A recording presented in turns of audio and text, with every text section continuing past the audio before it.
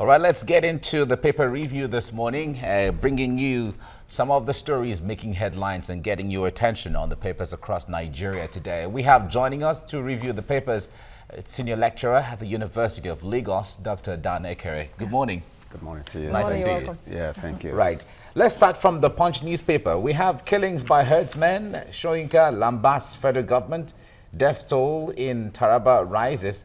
He in the statement, he mentioned something very interesting. He was saying that in the statement, he titled it, Holy Cow, Impunity Rises Again. That was the title of Wole Soyinka's, Professor Wole Soyinka's statement. Yes, I think it is good he has risen this time to, as usual here, I know he used to speak against. He has always voiced out against any of this. With respect to this government, I've not really heard much from him.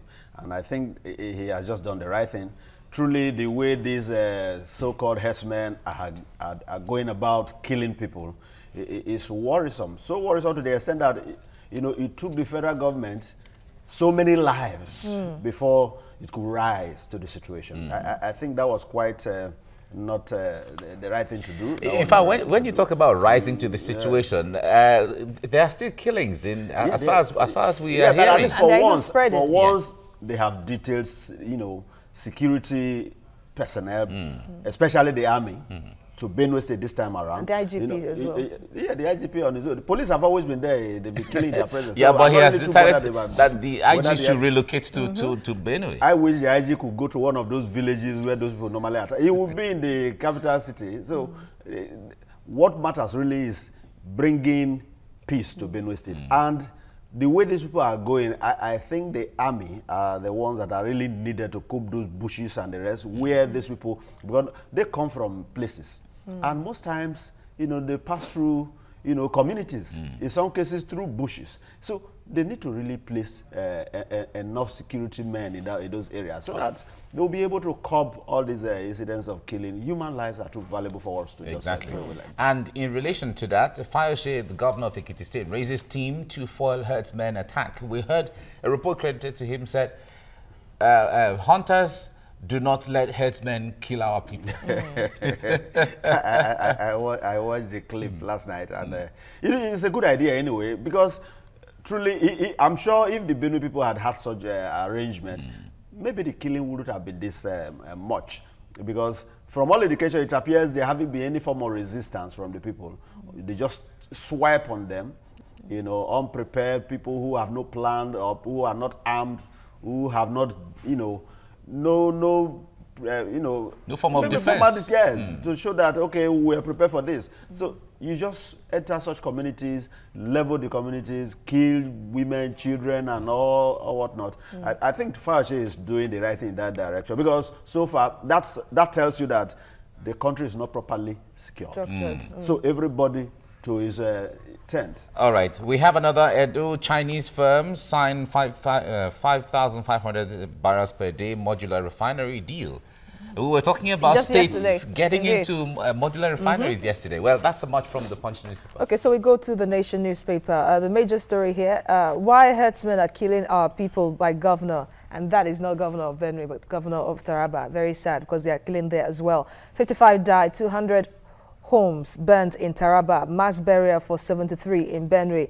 IG, we will probe Miyetti Allah. Now, is it about probe? Since member of leadership of Miyetti Allah gave reasons for killing. Rather than even arrest, you are saying probe. I don't know what kind of probe. Maybe they will be invited to Senate panels or what have you to ask questions. Meanwhile, if this were to be other set of persons, I'm sure the first thing that will happen is that the government would descend on them, arrest the leaders. We saw the case in River State. Yes. Now, rather than pick up these people who openly confronted, you know, that anti-open grazing law, who equally declared that they were still talking. Yes. That the person is peaceful. I listened to their secretary who was talking about how valuable lives, you know, the value life, Fulani man, a herdsman could sell how many cows to secure. You know, but I have seen situations where one cow led to the death of so many. In fact, it seems as if they treasured the cow more than human lives. But if you talk about their own children, yes, it could be. But others, what the secretary was saying was not correct, because we've seen cases where because of a cow, these people attacked the whole community. Sure. So you can't tell me they place more value on human lives than their cows. So the government should arrest the leaders of those groups. And in fact, they should be declared, because they've been declared the fourth toughest or hottest, deadliest group in the world. By you know, so I expect that even the federal government should do. And in fact, they killed more people in Nigeria last year than Boko Haram. The ones you are reporting are the ones you hear about. Exactly. There are killings going on in so many communities that nobody is hearing about. I've told you how they've invaded my community several times, almost every year. It's an annual thing. Now, and they kill as many as possible. A presidential aide has said that the presidency will also blame Nigerians for not voicing out when there's an attack on the herdsmen. Wow. We saw that we saw that report yesterday. Yes. Well, we don't get to hear of attack on herdsmen, their cows. Who has gone to attack the herdsmen in a ranch? Who? Let them report those people who attacked herdsmen in a ranch. It is when they invade people's farms that you get such attacks. So are you saying that they should destroy other people's farms? In fact, why are we presenting this cow business as if it's a national business? It is a private business, for God's sake. They should have a way of taking care of their cows, but they deliberately graze on farms. And it seems so, because even and if you are saying that if such a herdsman is attacked, then you report it as cases of herdsmen being attacked. Or it's a case of the herdsman who has prompted the attack.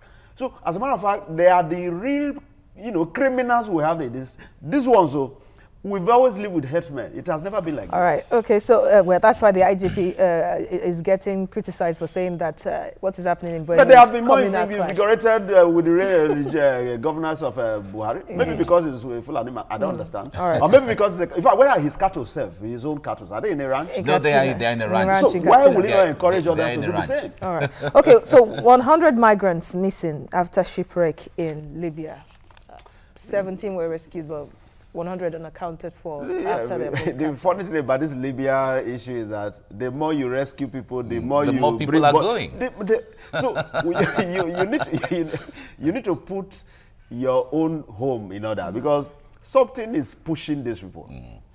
They are looking for better life somewhere. So until you put those things that could make life more convenient in order, you continue to have these issues of. So government has a lot of responsibility. And you still have, that would not be my portion kind of sentiment. Yeah, exactly. It happened to them, it won't happen to me. Yes. This mentality is just case something. Will be different. All right, let's move to the Daily Sun now. Killings by herdsmen. Shoyinka blasts Buhari. It says federal government culpable in attacks as IGP begs Benue people. Declare killers terrorists now. Fayose is saying that. And then Buhari's corruption fight is a northern agenda. Nwabueze is saying that. And one interesting topic from here, or headline from here, is UI to admit 3,783 out of 55,000 candidates. Wow. It certainly cannot admit more than their capacity. It doesn't matter how many people took JAMB. You can only admit. So what happens to the others? They have to write JAMB the next year or something? Of course. They have to. They don't have a choice. They just have to keep on writing. I mean, you'll always get the best. If your capacity is to absorb 3,000, it doesn't matter if it's 1 million that took the exam. You take the best 3,000. I think that's just the thing to do. It's okay. That's that from the Daily Sun. Okay, so we go to the Vanguard newspaper. Professor Wole Soyinka's outburst yesterday is tagged by Vanguard as headsmen have declared war on Nigeria. IGP apologizes to Benue people over his comments. IPOP condemns killings in Middle Belt Rivers. Army deploys special forces to Benue, Taraba, Nasarawa. So we go to the top of the mast of the Vanguard. Stay away from Kaduna police. Government won NLC. So the commissioner is talking on one side, commissioner of police on one side, and then the Kaduna State government on another side, saying that the planned protest for today must not hold for the sake of peace. Why? How does that obstruct peace? How does the protest obstruct peace? Are they going to homes to destroy? Are they invading banks and the rest? Are they destroying offices? They simply said they are not working. They are going on a protest. The protest usually will be a peaceful one. They will march around the maybe the various communities, or even march to the government secretariat or wherever, just to register a protest. So how does that one obstruct other things? They won't stop anything. So I expect that, you see, the people's rights should be allowed to prevail in all cases. But in any case, Rufai has been very notorious for this kind of things. He's used to that, He's a man who is used to sacking and destroying in the name of master plan and what have you.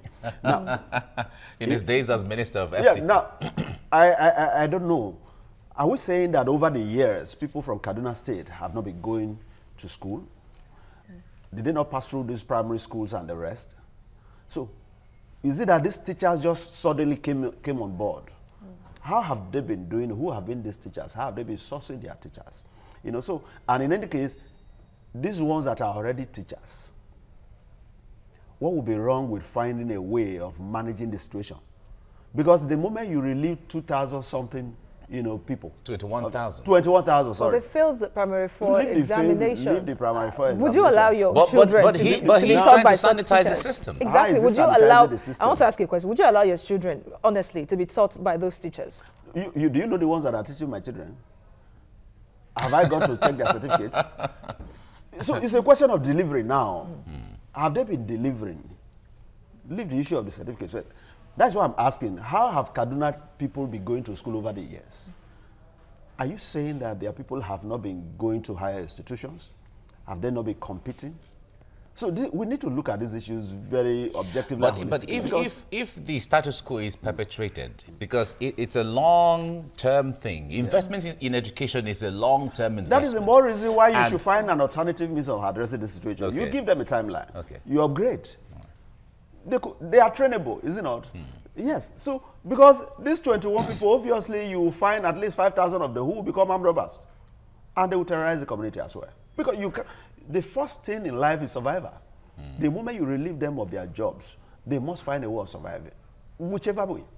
Now, these people, I have a feeling that they are trainable, assuming they fail primary 4 tests.